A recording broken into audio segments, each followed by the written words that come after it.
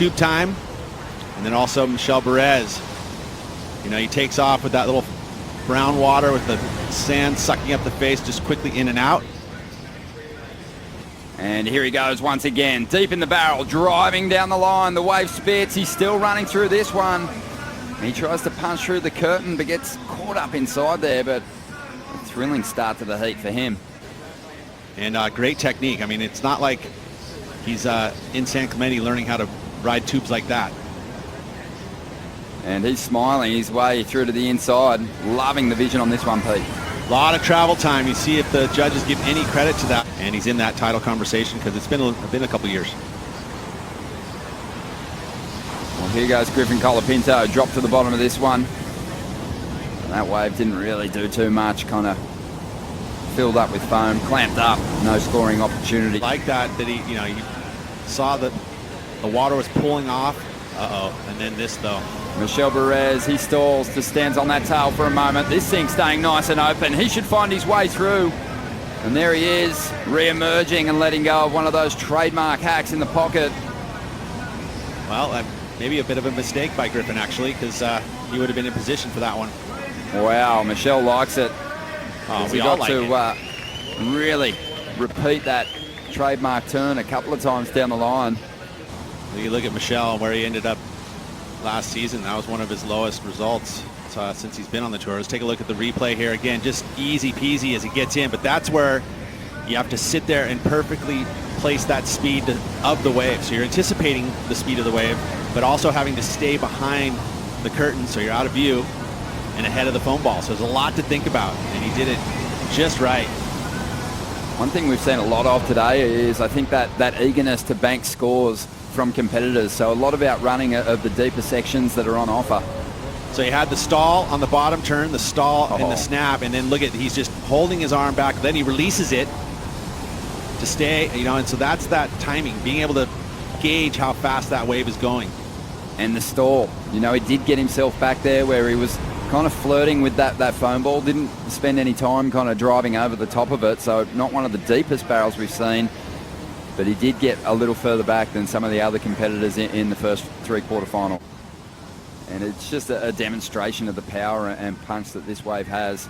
As we see Griffin taking off here. Beautiful looking section. This wave's starting to reel off. Gets the exit. And goes driving down the line for more. This is a thick section. He's locked in. And out he comes. Griffin Colapinto's going to get more on the inside. Unbelievable. That was sick. Unbelievable stuff for the rookie. That second barrel was so thick, and he was deep. And the third one. His eyes off what he sees down the line there. Gets going. And for a kid that's only having his second serve here at Kira, that was a great read. Oh, look at the double arm drag for the first barrel, which was a good barrel too. And then he gets a bit of an arc, but he's all, wait a second, I could see something down the line. And look at how deep and how round and spit out with the tube. And then he's like, wait a second, I'm not done yet. Another one. 3 beautiful sections and a make. And judges are pretty much almost unanimous. We have one more judge to wait. The scores are coming in. They're looking good for the kid in his first championship tour event. This rookie is into the quarterfinals, and he's now hanging on to a 10-point ride. Have a look at this. Absolutely perfect. 10s across the board by every judge. That's the type of wave. It's easy to kind of judge it. You know, I felt you contemplate this is the best ride of the event so far. We're at Kira. It's about the barrel, and you got 3 of them on one wave. Well, just based on the barrel in the middle there. You know, Michel Bourez had a 7.27. That was a 10? He had a 7.27 for a barrel that wasn't as good as just that one section.